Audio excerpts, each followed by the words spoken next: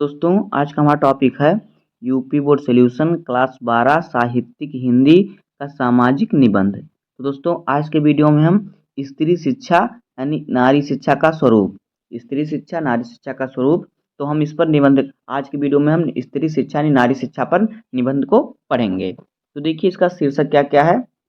नारी शिक्षा और शक्तिकरण, नारी शिक्षा की उपयोगिता। तो इन चारों में से कोई भी टॉपिक पूछ सकता है आपको नारी शिक्षा पर निबंध लिखने के लिए। तो यह एक सामाजिक निबंध है। तो देखिए इसका संकेत बिंदु क्या क्या है।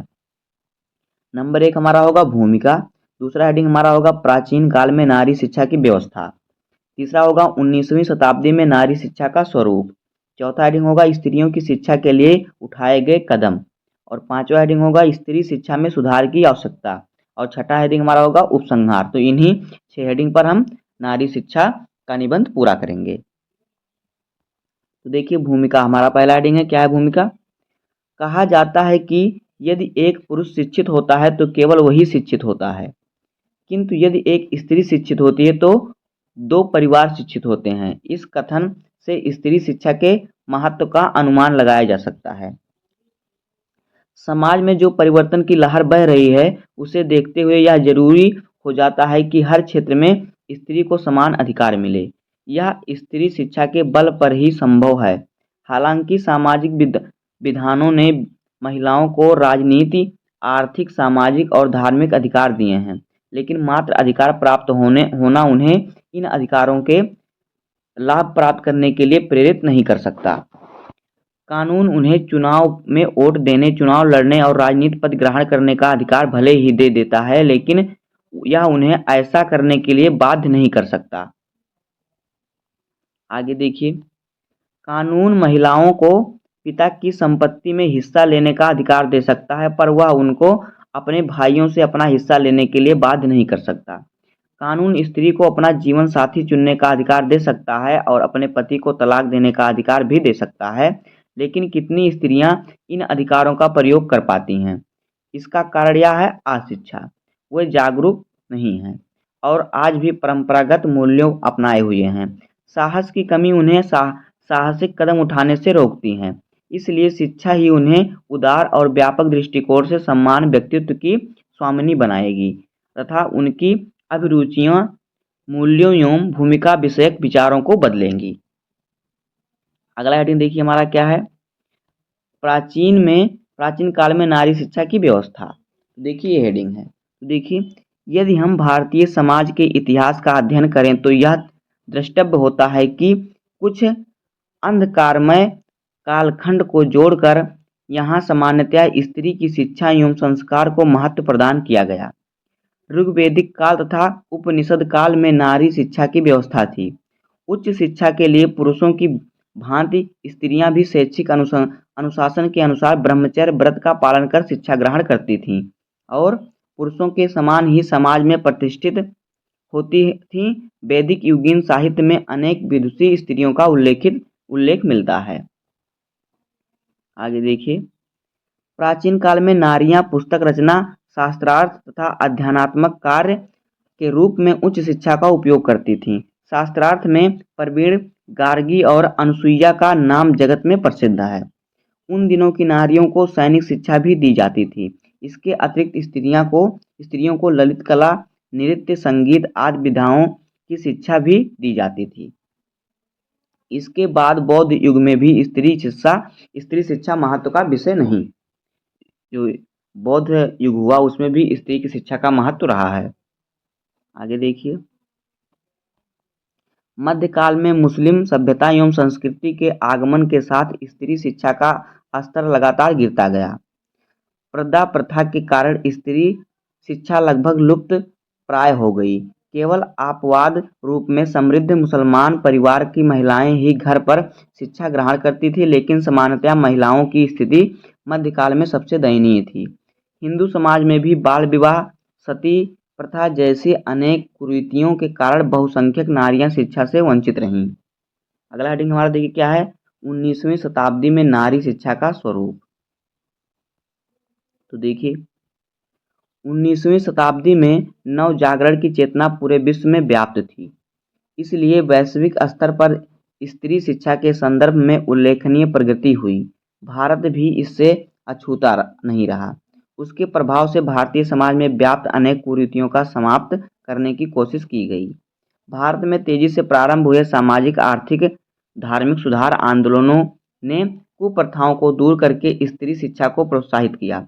ईश्वर चंद्र विद्यासागर ने लड़कियों की शिक्षा के लिए बंगाल में कई विद्यालय खुलवाए। 1882 ईस्वी में भारतीय शिक्षा आयोग हंटर कमीशन के द्वारा ब्रिटिश भारत सरकार की ओर से शिक्षण प्रशिक्षण का प्रबंध हुआ।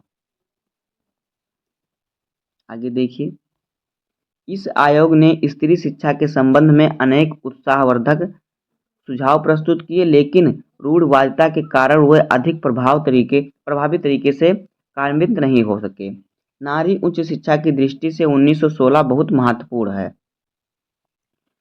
नारी उच्च शिक्षा की दृष्टि से जो वर्ष 1916 था वह बहुत महत्वपूर्ण था, क्योंकि इस समय दिल्ली में लेडी हागी कॉलेज एवं समाज सुधारक D.K. कबे द्वारा बम्बई में लड़कियों के लिए विश्वविद्यालय खोला गया।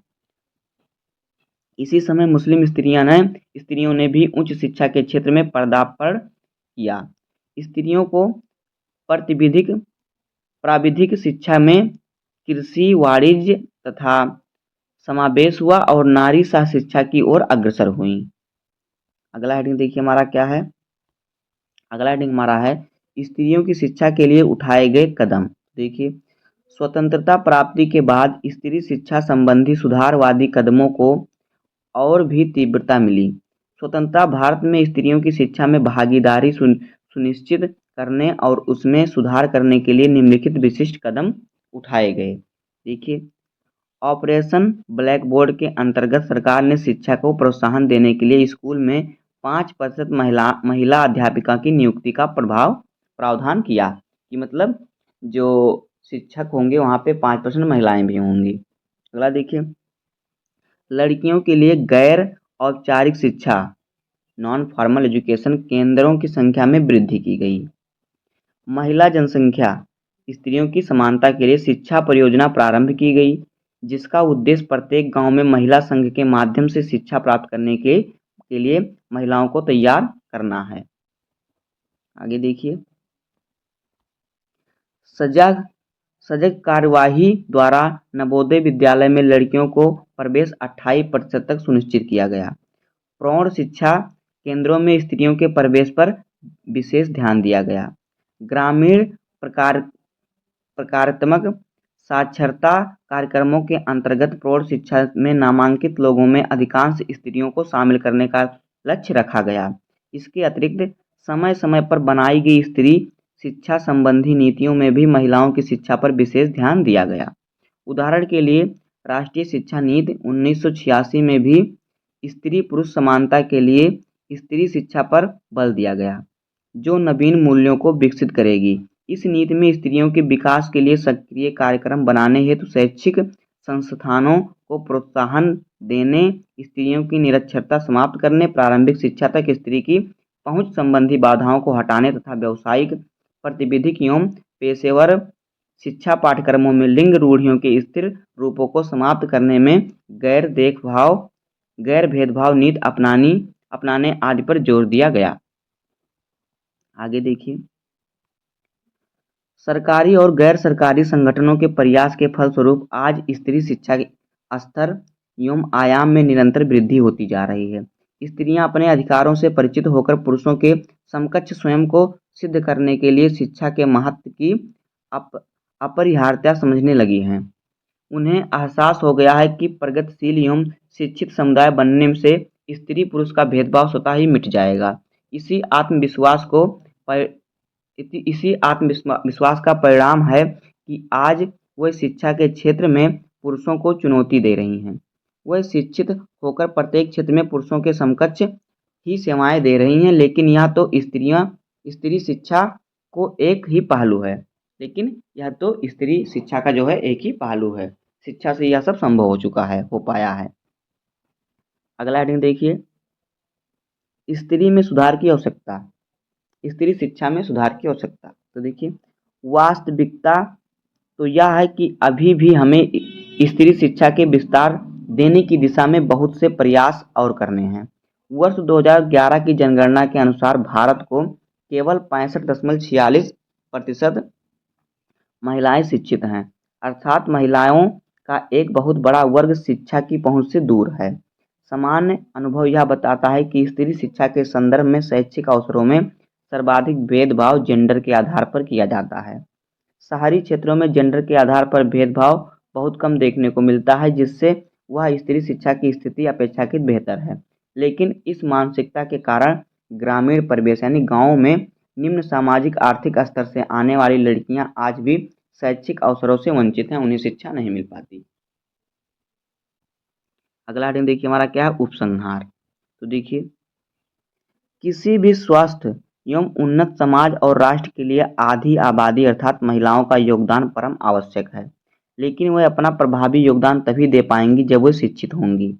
इसलिए समाज के सभी सदस्यों को स्त्रियों की उन्नति के लिए और उनके माध्यम से राष्ट्र के विकास के लिए स्त्री की शिक्षा के प्रति सकारात्मक दृष्टिकोण अपनाने की आवश्यकता है। महिलाओं की प्रगति ही समाज और देश की प्रगति का आधार है। तो दोस्तों इस प्रकार से हो जाएगा नारी शिक्षा पर निबंध। उम्मीद है कि आपको वीडियो पसंद आया होगा। अगर आपको वीडियो पसंद आया हो तो वीडियो को लाइक कर दीजिएगा, चैनल पर नए सब्सक्राइब कर दीजिए, क्योंकि बोर्ड एग्जाम के हर इंपॉर्टेंट टॉपिक का वीडियो आपको इस चैनल पर मिलता रहेगा। तो मिलते हैं किसी नेक्स्ट वीडियो में, तब तक के लिए धन्यवाद। जय हिंद।